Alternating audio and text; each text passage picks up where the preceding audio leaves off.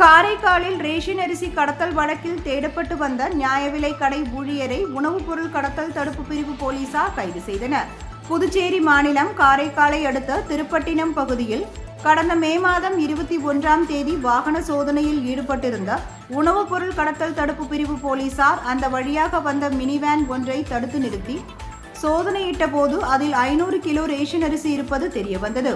இதையடுத்து வேனில் இருந்த இருவரிடம் போலீசார் விசாரணை நடத்திய போது அவர்கள் நாகை மாவட்டம் திட்டச்சேரியை சேர்ந்த குமரேசன் மற்றும் செந்தில்குமார் என்பது தெரியவந்தது.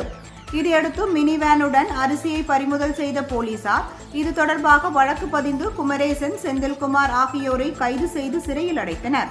மேலும் இந்த வழக்கில் தலைமறைவாக இருந்த நியாய விலை கடை ஊழியர் செல்வமணியை போலீசார் கைது செய்து நீதிமன்றத்தில் ஆஜர்படுத்தி சிறையில் அடைத்தனர்.